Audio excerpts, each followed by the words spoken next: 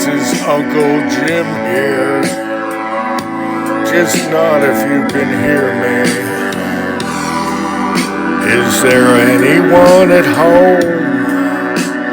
Relax, relax, relax. I think you're feeling down. I can ease your pain to get you on your feet again. Today we're going to test out the Blue Betties, or the Betty Blues, which we're trying to emulate the Big Betties or the Black Betties.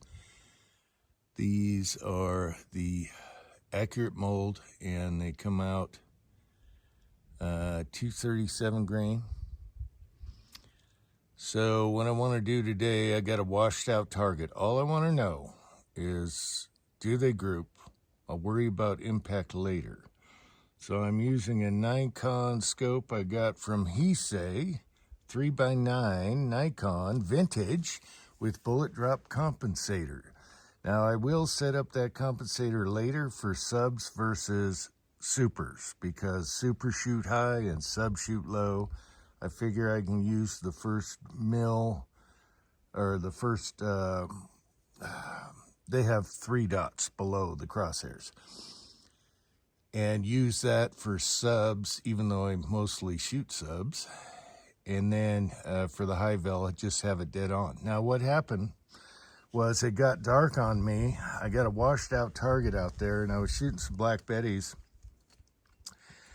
and it got so dark I could hardly see, but I saw that I had a 2 and 2 group.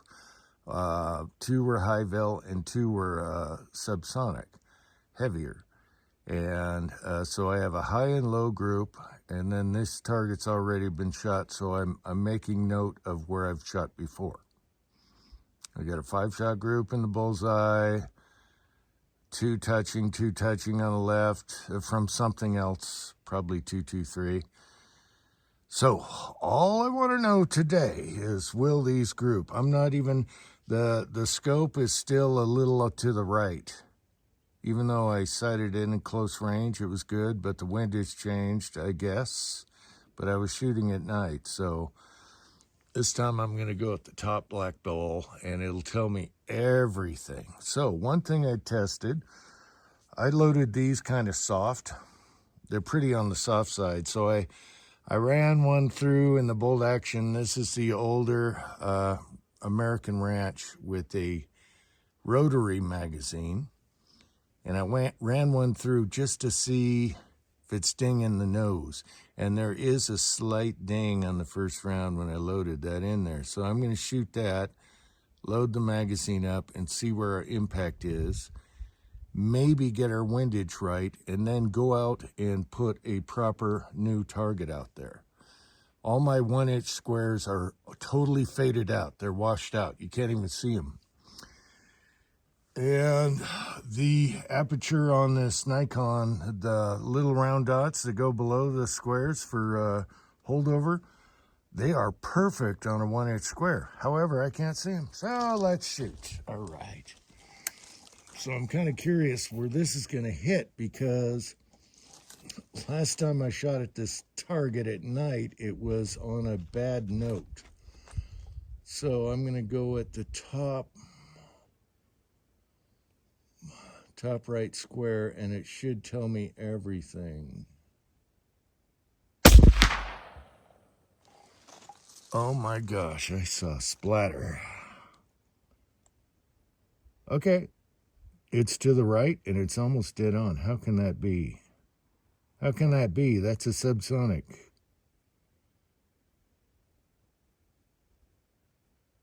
All right, I'm going to move it over to get my windage, and then we'll figure out later. I'm going to synchronize the bullet drop compensator, if that makes sense. How did that shoot? Wow. Okay. All right. Okay, the brass looks good. What's interesting is it shot almost dead on height to the right, which it should be, because I never brought it over, with subs. So I don't get that.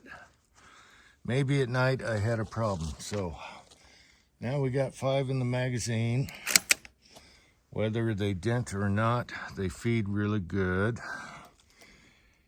And I brought the windage over. So, and yeah, I'm using a different target. You know, I'm using a 2-inch round dot instead of the Tin Man orange. So, all right, now let's see where our impact is. And then I'll try a group.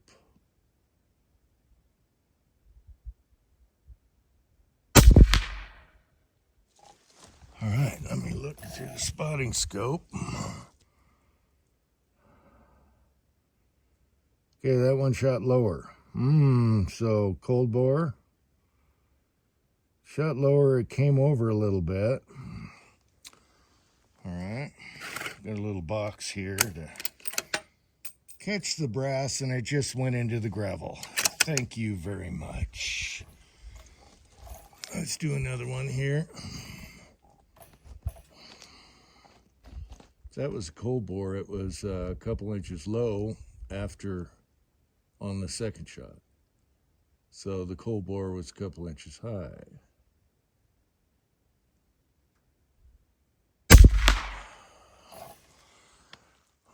All right, let's see. Looking through the spotting scope. Okay, not bad. And into the gravel it went. I got a 308 suppressor on here. And I just used the same load as my last Black Betties, which were grouping really good. Should adjust the focus. The focus is a little different from when I shot it last time. I was sighting in the scope last time and didn't get it totally sighted in at long range. All right, I guess that's good. It didn't feel great, but whatever.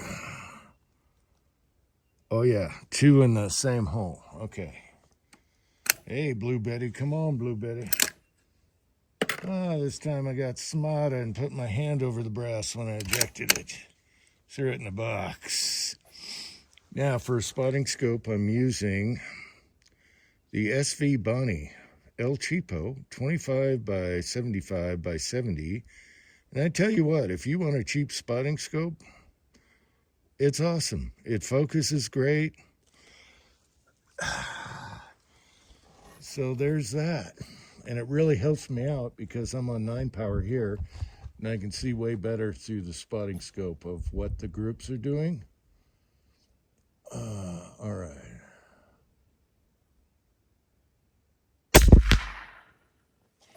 Ooh. Okay, we're in there. We're in there. The first one is a little off flyer type deal, but the rest of these are grouping. I think this is the last one. And have 5 more or 4 more, I don't know. First one I used to test dinging the bullet feeding. Because these are soft. They're much softer than a Black Betty is. Way softer.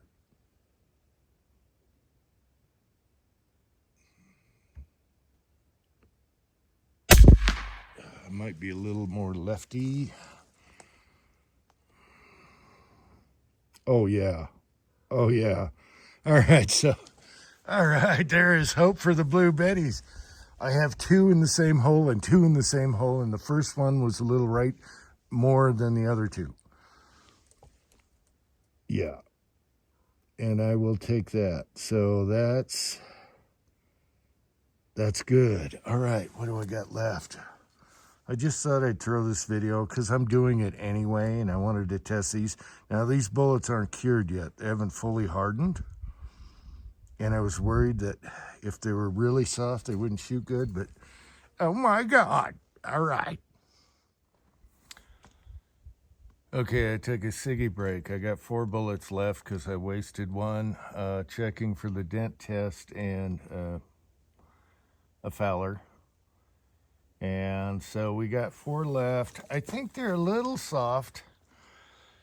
And I zoomed in the camera 15 power. So if you see that top black dot, this target is all shot out. See that little group below the black dot on the right? That's what I'm doing here with the Betty Blues. Betty Blue. So I'm going to take 4 more. And there is promise. And then we'll dial in the load. In the next video, I'll put a clean target out there with my favorite 1-inch homemade squares. And that really halos good with these dots below. So I can use that for subsonic, and then I'll have the high vel on the crosshairs. Does that make sense? And those, there's actually 4 circles below the crosshairs, and we'll get the scope dialed in. I'll put out a fresh target and go from there. For now, I just wanted to see if these actually are a shotgun pattern or if they group. And it looks like they're grouping. All right, so barrel's cooled off. We'll see what this does. Right here.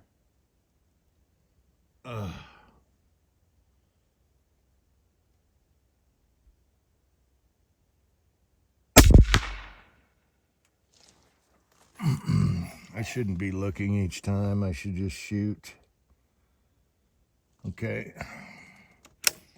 Seems like when it's cold with this can on it, first one's a little bit right. But we're definitely getting squirrel head at 70 yards. All right. And the sun, luckily I got a hat on because the sun is in my eyes. Yes, a bucket of excuses, but it is. I tell the truth. The truth.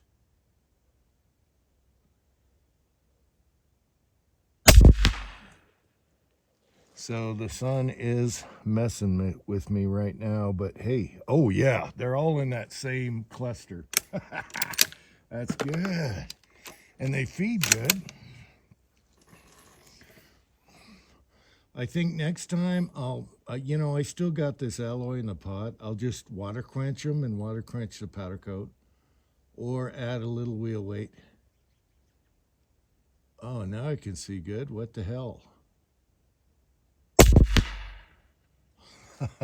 Let's see. Oh yeah, we're just chewing out a little group there now. They're all in the same touching. Oh, what do I got left? And then, of course, we have the bolt action ARs to try in 300 blackout and the Contender. And I'm hoping the Contender loves this bullet because this Ruger Ranch seems to like it just fine. And this is the first try. And I did crimp them a little too much, I think, because they were soft. But it doesn't seem to matter. I do have to back off the crimp. Yeah, okay, so I have like one whole group on one side, one whole group on the left, next on the right side, and that's me going back and forth. But they're still within the inch. Okay, I'm using a bipod. Let's see, are we empty? Son of a bitch, I want to shoot some more, damn it. I should go back and load some more. But if you look at that top black dot, I'm shooting right below that, and they're all right there. We did have the Fowler and the dented, but there you go. I'm pretty happy camper. We'll see how they do in the other guns. All right. Okay, that's real promising. This bore is super dirty. I haven't cleaned this rifle forever, and I've been shooting copper, high vel, and lead, and I don't like to do lead over copper, if that makes sense. Anyway, I got 2 high vels, surplus 147 grain, a military ball. I just want to see where the impact is. It'll probably hit the cardboard at the top. Let's see if we can zoom in here. Yeah, we can. Let's do the wheel and go to 15 power. I'll get this right, people. This target is all shot up. I'm going to go at the left black dot with high vel. The barrel's cold again, but I just want to kind of see where everything's going. All right, so this military ball. And the funny thing is I use 1680 with the lighter bullets. So let's see if it stays on paper. I doubt it. It'll probably go over the top. All right, right about here. Okay, it stayed on the paper. It's high, just a hair right. I need to adjust the scope. Scope isn't sighted in. Primers look good. Feed's awesome. Yeah, you could probably see that. All right, let's see if these two touch. This is info I'm gathering before I walk out there and change the target with a freshie with my 1-inch squares, which I love.